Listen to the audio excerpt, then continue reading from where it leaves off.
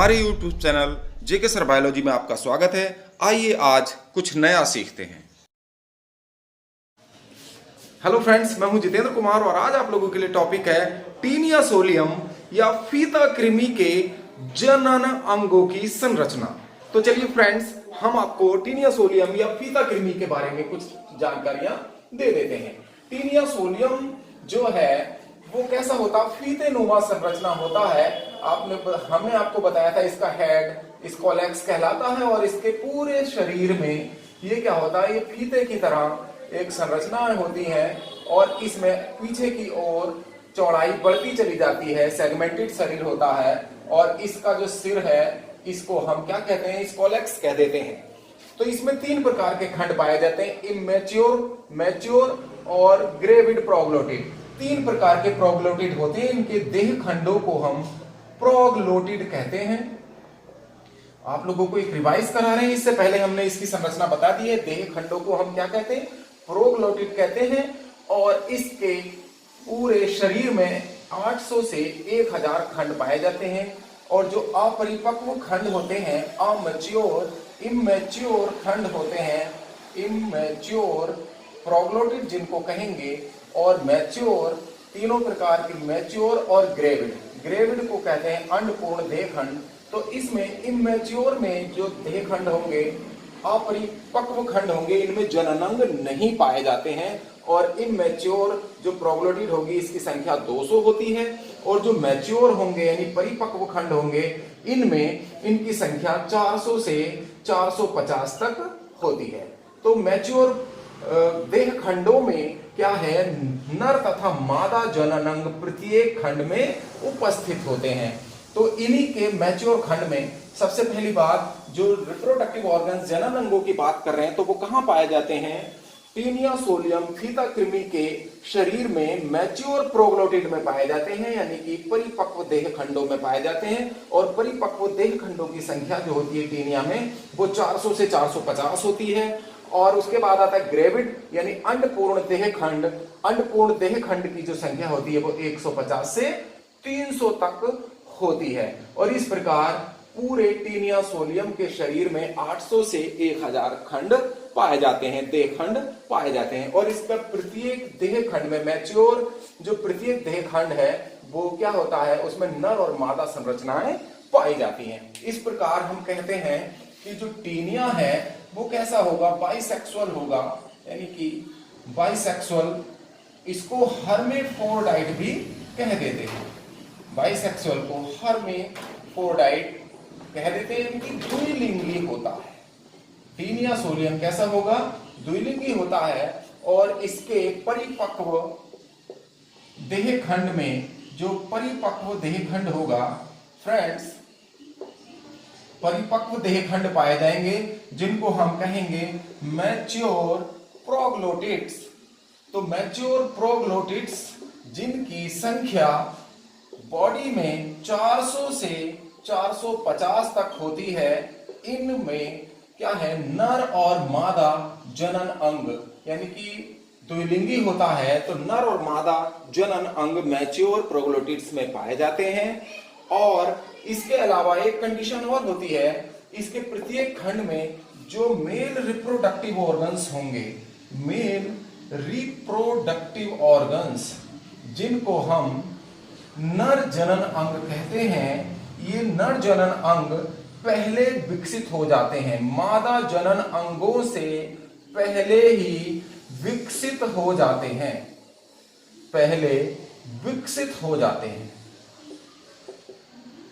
तो टीनिया में मादा जनन अंगों का विकास प्रत्येक खंड में यानी मैच्योर प्रोग्लोटिड में बाद में होता है, उससे पहले मेल रिप्रोडक्टिव ऑर्गन्स हो जाते हैं। इस कंडीशन को हम प्रोटेंड्रस कहते हैं। प्रोटेंड्रस, ऐसे जीव को हम क्या कहेंगे, प्रोटेंड्रस कहते हैं। इस अवस्था को प्रोटेंड्रस कंडीशन कहा जाता है। इस दशा को क्या कहते हैं, जहां नर जनन अंगों का विकास पहले हो जाता है और मादा जनन अंगों का विकास बाद में होता है, तो इसको प्रोटेंड्रस कंडीशन कहा जाता है। अब देखेंगे हम मैच्योर प्रोग्लोटिड की संरचना। देखेंगे फ्रेंड्स, जो मैच्योर प्रोग्लोटिड होगा तो वो मैच्योर प्रोग्लोटिड की जो संरचना हम बनाए, देखिए फ्रेंड्स, एक प्रोग्लोटिड हम बनाने जा रहे हैं। ये देखिए एक मैच्योर प्रोग्लोटिड जिसकी संरचना को हम इस प्रकार बना सकते हैं। एक ये एक्सक्रीटरी डक्ट बना रहे हैं, लॉन्गिट्यूडिनल और ट्रांसवर्स एक्सक्रीटरी कैनल है। ये देखिए, ये एक संरचना, एक प्रोग्लोटिड की संरचना हमने बना दी। एक देह खंड है ये शरीर का, और इस देह खंड को देखेंगे फ्रेंड्स, देखिएगा फ्रेंड्स, एक हमने देह खंड की संरचना बनाई है और एक देह खंड यहां से ये शुरू होता है और अगला इधर से शुरू हो जाता है। ये मैच्योर प्रोग्लोटिड है देह खंड शरीर का। एक ये हो गया, एक ये हो गया, एक ये हो गया, लेकिन हमें सिर्फ एक देह खंड बनाना है जिसमें मेल और फीमेल रिप्रोडक्टिव ऑर्गन्स जो टीनिया में पाए जाते हैं, टीनिया सोलियम में, वो अभी आपको इजीली ड्रा कर सकते हैं। इनको आसानी से फीता कृमि के जो जनन अंग हैं वो आसानी से प्रत्येक खंड में कैसे बनाते हैं, हम इसकी संरचना आप लोगों को दिखा रहे हैं। देखिए फ्रेंड्स, ये जो संरचना हमने बनाई, ये तो लॉन्गिट्यूडिनल एक्सक्रीटरी, ये लॉन्गिट्यूडिनल एक्सक्रीटरी कैनल है जो शरीर की सतह के साथ ही लगी रहती है। लॉन्गिट्यूडिनल उत्सर्जी छिद्र होते हैं ये।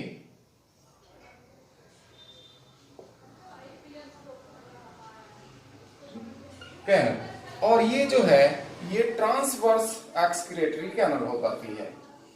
ये ट्रांसवर्सली है और ये लॉन्गिट्यूडिनल है।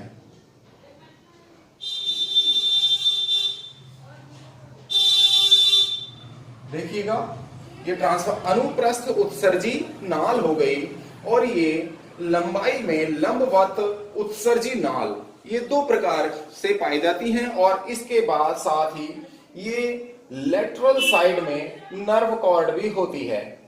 ये लेटरल साइड में इसके नर्व कॉर्ड पाई जाती है। लेटरल नर्व कॉर्ड भी इसके साथ ही लगी रहती है लेटरल साइड में। अब देखिए, ये जो हमारा पूरा देह खंड है, इसके ऊपरी भाग में क्या है, एक कॉमन जेनाइटल पोर होता है। इसके ऊपरी भाग में एक कॉमन जेनाइटल एट्रियम, एक कॉमन जेनाइटल पोर होगा, देखिएगा फ्रेंड्स। और ये इसके साथ ही एक जनन कोष, ये जेनाइटल एट्रियम कहलाएगा। जनन कोष, जेनाइटल एट्रियम और जेनाइटल, ये कॉमन जेनाइटल पोर, जेनाइटल एट्रियम में बाहर की ओर खंड से ये कॉमन जेनाइटल पोर स्थित होता है जो शरीर से बाहर खुलता है। और ये जेनाइटल एट्रियम से क्या एक डक्ट निकलती है जिसे इजाकुलेटरी डक्ट कहते हैं। इसका नाम इजाकुलेटरी डक्ट है। स्खलन नलिका, जिसको हिंदी में कहते हैं इजाकुलेटरी डक्ट, यानी कि स्खलन नलिका पाई जाती है। और इस स्खलन नलिका के ठीक ऊपर फ्रेंड्स सीरस पाया जाता है। ये सीरस है, अभी बताते हैं ये कहां से ये स्ट्रक्चर डेवलप हुई है। और ये जो इजाकुलेटरी डक्ट है, यहां से एक क्वाइल्ड डक्ट निकलती है। ये एक क्वाइल्ड नलिका, और इस क्वाइल्ड नलिका से ये कुछ पूरे शरीर में फैली हुई बेस इफ्रेंसिया पाई जाती है। या हम इसको ऐसे भी कह सकते हैं फ्रेंड्स कि यहां इसके देह खंड में जो मीसेनकाइम है, तो मीसेनकाइम से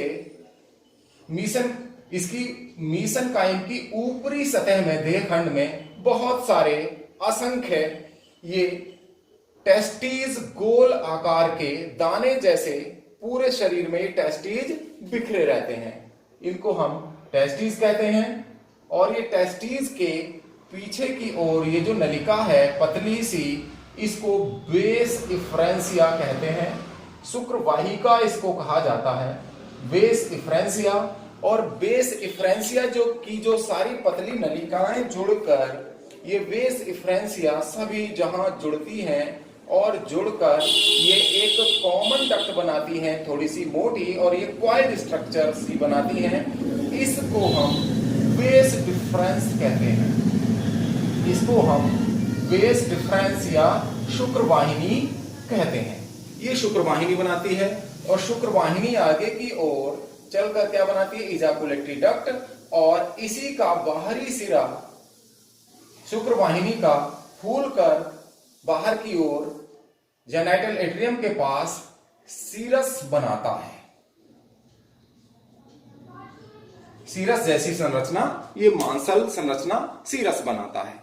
इसके बाद देखेंगे फ्रेंड्स, इसमें से यहीं से एक इसी जेनाइटल एट्रियम से एक दूसरी वाहिनी निकलती है, एक पतली सी नलिका निकलती है।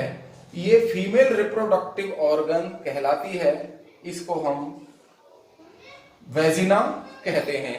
और ये योनि आगे की ओर फूलकर, निषेचन से पहले आगे की ओर फूलकर ये सेमिनल रिसेप्टाकिल बना देती है। ये सेमिनल रिसेप्टाकिल बनाती है, ये सेमिनल रिसेप्टाकिल बनाएगी, इसको शुक्राशय कहेंगे। और इसमें स्पर्म भरे रहते हैं, इसमें स्पर्म भरे रहते हैं। और यही ये वेजिनल डक्ट आगे की ओर एक अंडवाहिनी यानी कि ओविडक्ट बनाती है। और ये ओविडक्ट से एक पतली नलिका से ये ओविडक्ट बना दिया। और यहां इसके निचले भाग में अंडाशय लगे रहते हैं, पश्च भाग में। इसका जो पश्च भाग है इसमें अंडाशय होंगे। और अंडाशय से जो पतली नलिकाएं निकलती हैं, इस पतली नलिका को, अंडाशय से निकलने वाली, इसको ओवेरियन इस्थमस के नाम से जाना जाता है। ओवेरियन इस्थमस कहते हैं। दोनों अंडाशय से जो निकलने वाली पतली नलिका है। और इस अंडाशय के साथ ही एक पतली नलिका नीचे की ओर निकलती है दोनों अंडाशय से, जिसको अंडवाहिनी या ओविडक्ट कहा जाता है। इससे ओविडक्ट निकलती है फ्रेंड्स, अंडवाहिनी। और अंडवाहिनी जो है, अंडवाहिनी और ये जो ऊपर का सेमिनल वेसिकल का पार्ट है, ये कहां खुलते हैं, एक गोल संरचना में खुलते हैं जिसे ऊ टाइप कहते हैं। अंडवाहिनी ऊ टाइप में खुलती है। और ऊ टाइप के बाहर ये ऊ टाइप गोल संरचना है जिसमें ओपन होती है। अंडवाहिनियां ऊ टाइप में खुलती हैं। और ऊ टाइप से बाहर की ओर महलिस ग्रंथियां निकली रहती हैं, इससे महलिस ग्लैंड्स निकलती है।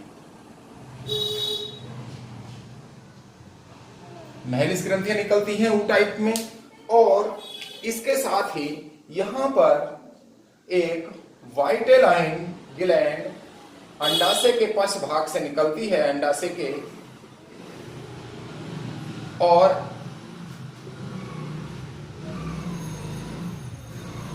वाइटेलाइन ग्लैंड अंडाशय के पश्च भाग से निकलती हुई दिख रही है आपको, जो ऊ टाइप से जुड़ी रहती है।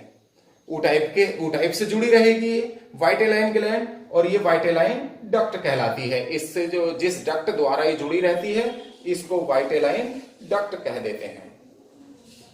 इसको वाइटेलाइन डक्ट का नाम दिया जाता है फ्रेंड्स। अब देखेंगे नेक्स्ट भाग में, यहीं से ऊ टाइप से फ्रेंड्स, ऊ टाइप से देखेंगे। ऊ टाइप से क्या है, एक ओवरी वो एक मुगदर नुमा संरचना निकलती है, क्लब शेप्ड संरचना एक निकलती है ओ टाइप से, जिसको यूटेरस कहते हैं और यूटेरस में एग भरे रहते हैं। यूटेरस में क्या, फर्टिलाइज्ड एग होते हैं। और जब यूटेरस का डेवलपमेंट बाद में ये यूटेरस फर्टिलाइज्ड एग के साथ ये काफी डेवलप होकर क्या होता है, विभाजन करके बहुत सारी शाखाओं में बट जाता है, बहुत सारा शाखित हो जाता है। फिर इसको हम ग्रेविड प्रोग्लोटिड कहते हैं, जब निषेचित अंडे इसमें विकसित होने लगते हैं। जब फर्टिलाइज्ड एग इसके अंदर विकसित होंगे तो ये चारों तरफ फैल जाएगा और बाकी सारी संरचनाएं नष्ट हो जाती है। फ्रेंड्स, एक बार और रिवाइज करते हैं टीनिया सोलियम के रिप्रोडक्टिव स्ट्रक्चर के बारे में। तो टीनिया सोलियम का जो मेल स्ट्रक्चर होता है वो टेस्टिस से शुरू होते हैं। टेस्टिस असंख्य होते हैं जो इसकी मीसेनकाइम में बिखरे पड़े रहते हैं। टीनिया सोलियम का जो देह खंड है इसके मीसेनकाइम की ऊपरी सतह पर बिखरे पड़े रहते हैं और इनसे पतली नलिकाएं निकलती हैं जो एक कॉइल्ड स्ट्रक्चर बनाती हैं। और एक कॉइल्ड स्ट्रक्चर क्या कहलाती है, बेस डिफरेंस कहलाती है। और ये बेस डिफरेंस का अगला भाग फूलकर साइरस बनाता है और इसी से अंडाशय निकलते हैं। दो अंडाशय होते हैं स्थित इसके शरीर में, पश्च भाग में, इसके देहखंड में। और दोनों अंडाशय जिस नलिका से जुड़ते हैं उसको ओवेरियन स्थमस कहते हैं। और अंडाशय दोनों अंडाशय का जो ओवेरियन स्थमस है एक पतली नलिका द्वारा ओ टाइप में खुलता है, जिस नलिका को, उस नलिका को ओविडक्ट कहते हैं। ओ टाइप से ही क्या निकलती है, एक वाइटेलाइन ग्लैंड भी वाइटेलाइन डक्ट द्वारा जुड़े रहती है। ओ टाइप के चारों ओर महिलिस ग्रंथियां पाई जाती हैं। ये इसका फीमेल स्ट्रक्चर है। और अंडवाहिनी से, ओविडक्ट से निषेचन से पहले जो वेजाइना का जो निचला हिस्सा है, अगला हिस्सा, वो सेमिनल रिसेप्टाकल बनाता है जिसमें स्पर्म भरे रहते हैं। और वेजाइना जो है जेनाइटल एट्रियम में ओपन होती है और ये कॉमन जेनाइटल पोर द्वारा शरीर से बाहर खुलते हैं। इस प्रकार एक टीनिया सोलियम की जो रिप्रोडक्टिव स्ट्रक्चर है वो कंप्लीट हो जाती है।